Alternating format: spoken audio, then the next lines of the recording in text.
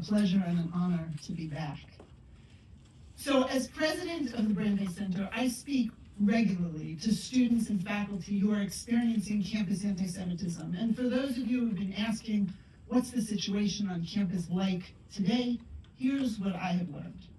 Jewish students are feeling intense pressure to keep their Jewishness to themselves. They're increasingly finding that extracurricular spaces are hostile to, quote, Zionists, those Jews who believe Israel has a right to exist. So students frequently hide outward signs of their Jewish identity or avoid specific places or activities where they know they're not welcome. As we heard yesterday, not all, but many universities are doing a better job this year than last when it comes to enforcing their time, place, and manner restrictions. The loud, threatening demonstrations are fewer in number and shorter in duration. But just because the campuses are quieter does not mean the anti-Semitism has diminished. It's just less noisy. On US campuses, the shunning, marginalization, and exclusion of Jews and Israelis is becoming normalized. Today, it's not only acceptable to call for the exclusion of Zionists, it's actually acceptable to exclude Zionists. Vilifying, demonizing, and dehumanizing Israeli, Zionists, and Jews by calling them, quote, baby killers, or, quote, colonizing oppressors, or by claiming that they are the ones responsible for, quote, genocide, famine, and ethnic cleansing has become all too common. And it's not just from students. Faculty have frequently supported or even encouraged this conduct. Meanwhile, university administrators stand by and let it happen in the name of free speech and academic freedom. For example, just yesterday on the student panel, we heard one of the students from George Washington University who reported that a student in her dormitory who had baked a cake for her birthday freshman year, the other student who baked a cake for the Jewish student, once October 7th happened, that other student stopped talking to the Jewish student solely because the Jewish student was a Zionist. That story, I have to tell you, is not an isolated incident. I'm aware of students who have left their a cappella groups, their sororities, their dance troupes after October 7th because Zionists were not welcome. There was a theater major who's reached out to the Brandeis Center who's been denied a role in a student play because they were a Zionist. Another student lost their position as president of an animation club for the same reason. This is happening on campuses across the country. The other thing you should know is that sometimes it's the friends of the Zionists who are also subjected to the bullying and to the harassment. The report issued just recently by the Task Force on Anti-Semitism at Harvard University described how there was an Israeli graduate student who was bullied, shunned, and excluded solely on the basis of their Israeli and Jewish identity. But the bullying was so relentless that non-Jewish friends of the Israeli reported to the task force that they too had been bullied by students who claimed they could not be friends with anyone who would be friends with a Zionist. If anti-Semitism is society's oldest hatred, why is it seemingly so difficult for universities to effectively address the problem? When other minorities are targeted, university administrators are quick to condemn the harassment, and they usually take prompt steps to address it. So why don't they do that when Jews are the targets? One reason is because most administrators and the general public still do not understand anti-Semitism. Many can recognize Jew hatred when it comes from white supremacists, such as swastikas spray painted on a wall or overt denial of the Holocaust. But often, administrators are unable or unwilling to recognize other forms of anti-Semitism. They do not understand that anti-Semitism shows up differently in every generation. The one constant is that anti-Semitism, no matter the century, that what anti-Semitism does is Jews are always the scapegoat. The conspiracy theories may change, but Jews are always the ones who get blamed for misfortune or equated with evil. Anti-Semites believe the world would be a better place without the Jews. Today, we have a Jewish collective, the Jewish nation state of Israel. And so today, it's not only individual Jews who are scapegoated, it's often the Jewish state that's labeled as the villain. It's often the Jewish state that is labeled as the villain. For example, there are those who accuse Israel of being the world's worst violator of human rights, while being stunningly indifferent to human rights abuses in countries such as North Korea, Iran, Syria, and China. Anti-Semitism has always sought to other the Jew, to treat the Jew as unacceptable company, to deny Jews their place in society. Today, anti-Semitism seeks to do the same to the Jewish collective. It seeks to deny the one and only Jewish homeland its place in the society of nations. Israel is the only country in the world that is told it has no right to exist. That's contemporary anti-Semitism, but most of the world still fails to recognize it as such. A second reason that universities fail to effectively address anti-Semitism is that most university administrators and the general public don't understand Jewish identity. As Zionist rabbis, you instinctively understand the concept of Jewish peoplehood, and you recognize that the Jewish people have a history in the land of Israel dating back to biblical times. You may have different opinions of the current Israeli government's policies, but you appreciate that Jews are indigenous to Judea, and that as a people, Jews have a right to self-determination in some borders of their ancestral homeland. But this concept that Jewish identity is defined not only by religious belief and religious practice, but also by Jewish peoplehood, as intuitive as it is for you, is foreign to most university administrators, or it certainly was foreign to most of them prior to October 7th, 2023. For decades, school administrators pigeonholed Judaism as just a faith, and Jews solely as members of a religious community.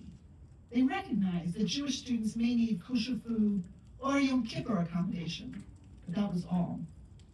These administrators did not understand, and many still do not understand, that Jews are also a people with a shared ancestral and ethnic heritage deeply rooted in the land of Israel. As a result, administrators have a blind spot when it comes to understanding contemporary forms of anti-Semitism that target Jews on the basis of their shared ancestral and ethnic identity. They fail to recognize when Jewish students are being bullied and pressured to disavow their ancestral heritage in order to fully engage and be accepted on campus. When universities introduced DEI, diversity, equity, and inclusion programs, ostensibly to protect minority groups from bias that targeted those groups on the basis of their racial or ethnic heritage, most university administrators did not see the Jews as a community that might need such protection. And yet today, that is what's happening on campus. For the most part, campus anti-Semitism is not targeting Jews and Israeli students on the basis of their religious belief or their religious practice. It is targeting Jewish and Israeli students on the basis of their shared ethnic and ancestral connection to Israel, the Jewish people's homeland. One of the greatest challenges we have today when it comes to combating anti-Semitism is enabling administrators and the general public to understand and see the difference between a good faith political debate about the Palestinian-Israeli conflict or about Israel's policies on the one hand, and the vilification and demonization of Jews on the other. Administrators often mistakenly think that what they're witnessing is a debate about Israel's policies. It's not. At the encampments, for example, no one asked the students their opinion of Prime Minister Bibi Netanyahu or a two-state solution before denying access to the library or the dining hall. They merely excluded those students who were visibly Jewish. What's taking place today on campus is not a speech issue. It's not a debate about ideas. It's harassing and discriminatory conduct. It's the targeting and bullying of Jews on the basis of their Jewishness. This is about unlawful conduct, not about speech. The demonstrations, the encampments, and the BDS campaigns place Jews who believe that Israel has a right to exist on the wrong side of the social, racial justice equation. For years, starting well before October 2023, these campaigns have equated with evil any Jew who defines their identity as part of a people indigenous to the land of Israel, or indigenous to Judea. Former Knesset member Einat Wilf refers to this phenomenon, she calls it the placard strategy. She says you could see the signs on the campus already for years that would contain basically, they could be boiled down to this simple message of the Star of David equals Zionism equals some evil concept. You have your pick, whatever the evil concept is. It could be apartheid, ethnic cleansing, colonialism, famine, genocide, you name it. These concepts were not provided in order to discuss or debate their accuracy, right? Is it really an apartheid? Does it meet the legal definition of genocide? No. They were there, these evil concepts were there simply for the equation, right? The Jew, represented by that Star of David, is a Zionist and therefore evil. It's important to understand that campus anti-Semitism is not about Israel's policies. It's about Israel's right to exist. It's the result of an organized, well-funded campaign to delegitimize and destroy the Jewish state. It's not about 1967 borders, settlements, or even the, quote, occupation, close quote. Those responsible for spearheading this harassment have one goal, and that is to end Israel's existence as the homeland of the Jewish people. If you don't believe me, look at this map. I don't know how many of you can see it. I can show it, send you a link afterwards. This map was distributed by students in justice in Palestine at Tufts University as part of a campaign called the Deadly Exchange Campaign. Shai Davidai actually referred to this campaign yesterday, but didn't use its name. It's the campaign that blames Israel and the Jews for police brutality in America, right? It says, why do we have police brutality in America? It's because our police officers from here are being trained in Israel, and that's where they learn the chokeholds and the racial profiling and all that evil stuff. But if you look at this map, Israel does not exist on this map. All of Israel is referred to, you can see here, as occupied territory. When people chant, from the river to the sea, Palestine will be free, this map is what they mean. On campus today, this map has become the litmus test. To be on the right side of racial and social justice, students are pressured to accept this map and to deny Jews the right to self-determination in any borders in the Jews' ancestral homeland. Jewish and Israeli students are also being pressured to erase and deny Jewish peoplehood and Jewish history as the price of admission. Again, this has been going on for years. It began well before October 2023. Take, for example, the Brandeis Center's clients at SUNY New Paltz. In 2021, the Brandeis Center filed a complaint on behalf of 2 students who were expelled from a sexual assault survivor support group at SUNY New Paltz after they posted and shared on their personal Instagram accounts, right, a post that said that the Jews are an ethnic group that come from Israel and that you cannot colonize a place that your ancestors are from. Let me say this again. There were 2 students. One actually created, they were both survivors of sexual assault. One of them created this support group for survivors, and she then posted, she shared, it was a post by Chen Mazik that said, Jews are an ethnic group that come from Israel. You can't colonize a place your ancestors are from. There's another leader in the group who was Israeli. She shared this same post on her personal account. This had nothing whatsoever to do with the club. It was their personal accounts. But other co-chairs of the club saw that post and said, that's what you think about Palestine? You cannot be part of our sexual assault survivor community. And they cut them off.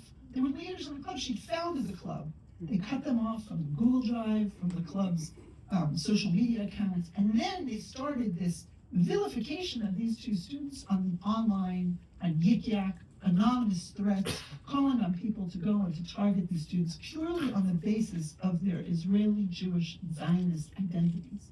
The threats got to be so bad that the students ended up having to leave campus for a semester because the school could not ensure their safety.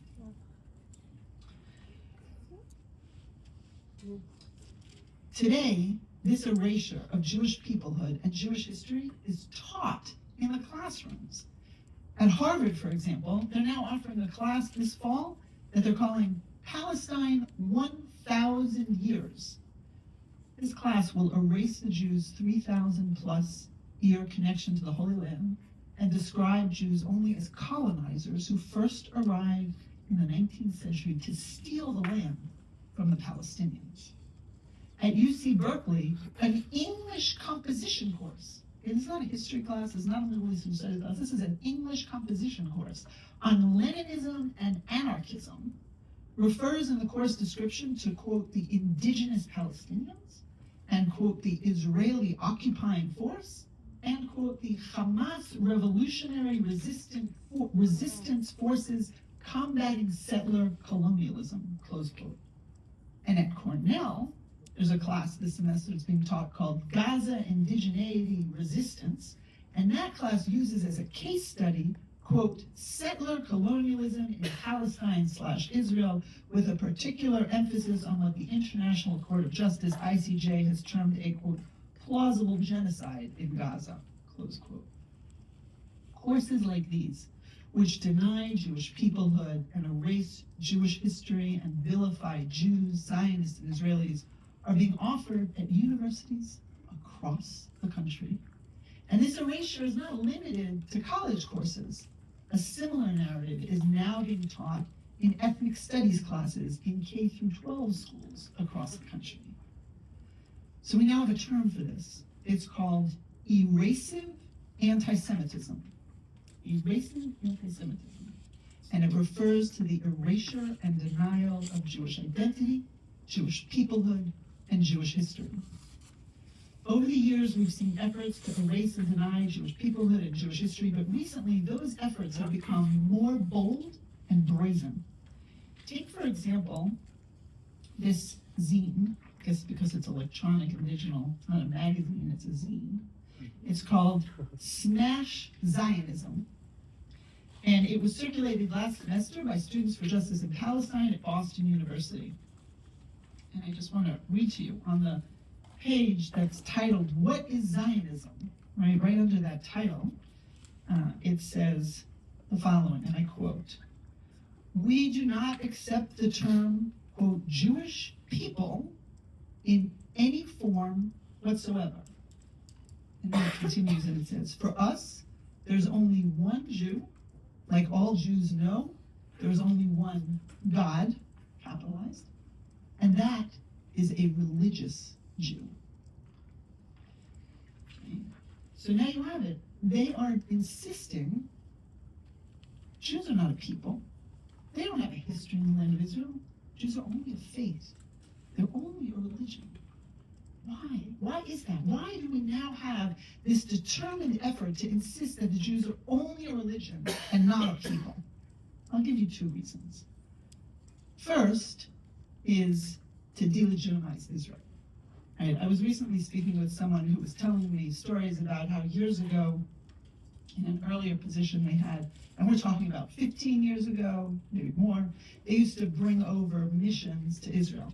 And on one of those trips, there was a state legislator who very politely, respectfully said, I really don't understand, and I don't want you to take offense when I ask this question, but why is a religion entitled to a state?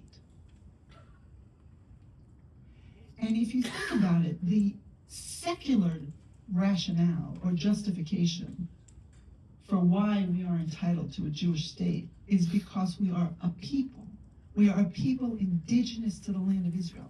And it's because the Jews are a people indigenous to the land of Israel that we have a right to self-determination in some borders in our ancestral homeland.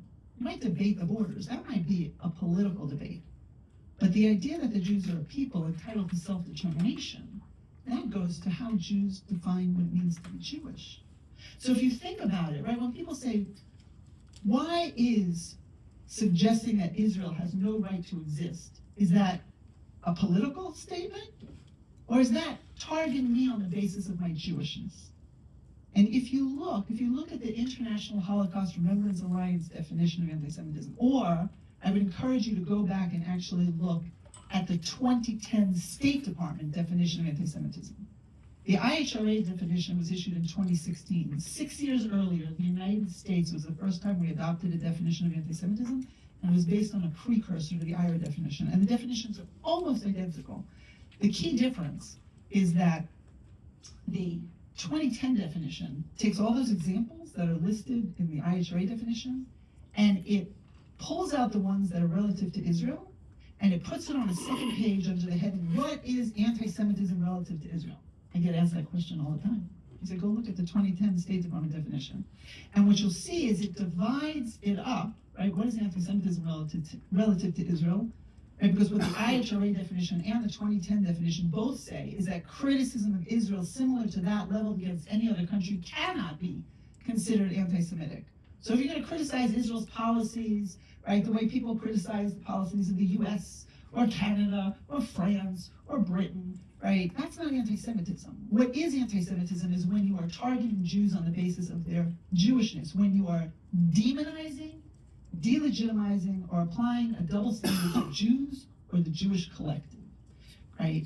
And what the 2010 definition does is it divides the examples, the IHRA definition examples, up into those three categories. Some of you may recognize those as Natan Sharansky's 3Ds. So delegitimize Israel is defined there as denying the Jewish people their right to self-determination, e.g. by suggesting Israel has no right to exist. In the IHRA definition, it's modified slightly to say denying the Jewish people their right to self-determination by calling Israel a racist endeavor. But in both of those, the key language is denying the Jewish people their right to self-determination. If you are going to suggest that Israel has no right to exist, what you are really saying is, you Jews are not a people. You have no history in this land. That's why you have no right to a country in any borders here. That's why it's targeting Jews on the basis of their Jewishness, because it is erasing and denying the way we have defined our Jewishness for millennia as a people whose history and ancestry is deeply rooted in that land.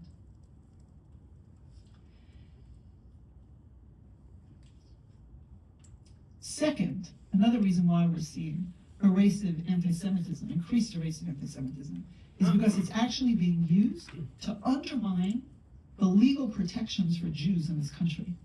What do I mean by that? Well, here's a little primer as a lawyer. I'll give you a quick little primer on Title VI of the Civil Rights Act of 1964. You've probably heard about it because it is one of the most powerful, effective tools that we've used to combat the anti-Semitism on campuses. Title VI of the Civil Rights Act basically says that if you're going to get money from the federal government, that money comes with strings attached.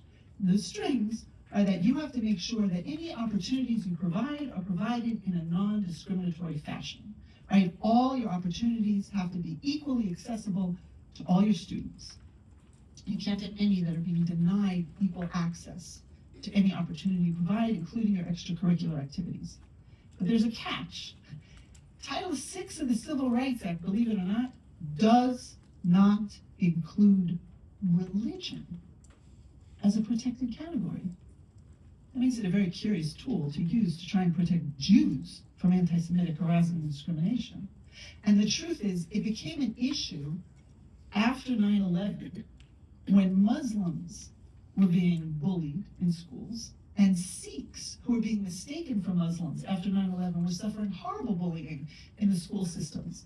And so what they started to do was file complaints under Title VI, administrative complaints with the Department of Education, and the initial response was, what do you want from us? Muslims, Sikhs, these are religious communities. We don't cover religious discrimination. And what happened at that point is the Department of Education set out guidance that made it clear that no, when members of faith-based communities like Jews, Sikhs, Muslims are targeted on the basis of one of the other categories that Title VI covers, race, color, national origin, or what we have collectively termed now today shared ancestry and ethnicity, they are protected by Title VI on that basis. The only thing that Title VI does not cover is when these religious groups are targeted on the basis of their religious belief or religious practice. But targeting on the basis of shared ancestry and ethnicity is covered and protected. So what do we see happening today? As we have been gaining traction over the last 20 plus years, in gaining appreciation and understanding that the Jews are not only a faith, that we're also defined as a people indigenous to the land of Israel, and that if you're going to target and harass or discriminate against us on the basis of that part of our identity, our Zionism, as we have gained traction that is covered by Title VI, our enemies are increasingly saying, oh no, don't think Title VI protects you because you're not a people. You don't have a history that connects you to the land of Israel. You don't have a shared ancestry and ethnicity. You are just a faith. Title VI doesn't protect you. That's one of the reasons why we're seeing this increased boldness and brazenness that is seeking to erase our identity as a people, erase our history in the land of Israel. And the narrative now that we see taking root in these courses and in the ethnic studies classes in K through 12 is a narrative that goes like this. It says basically that everything that ever happened in the Holy Land since creation, I kid you not, since creation, the idea is that every human being that ever lived in this land was Palestinian. They say, yes, there were Jews, there were Christians, there were Muslims, but those are just religious, faith-based identities.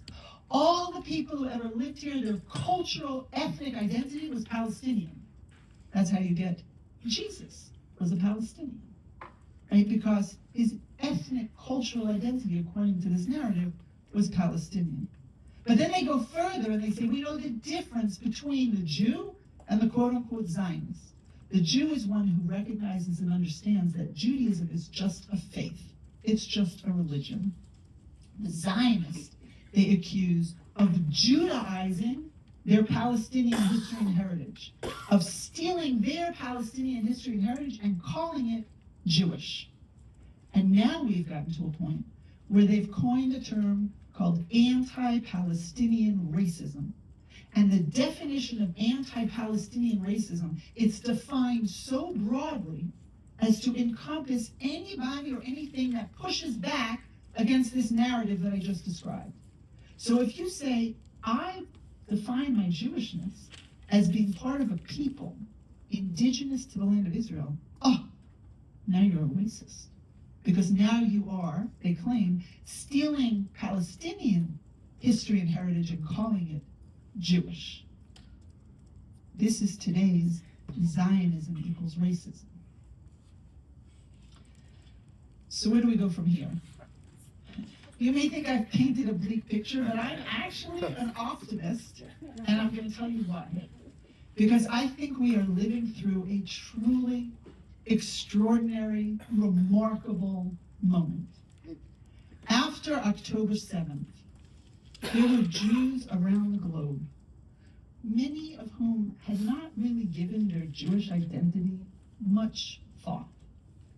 And October 7th awakened something in them. Right? I've heard Sheryl Sandberg talk at the Federation event about how she calls herself now a born-again Jew after October 7th.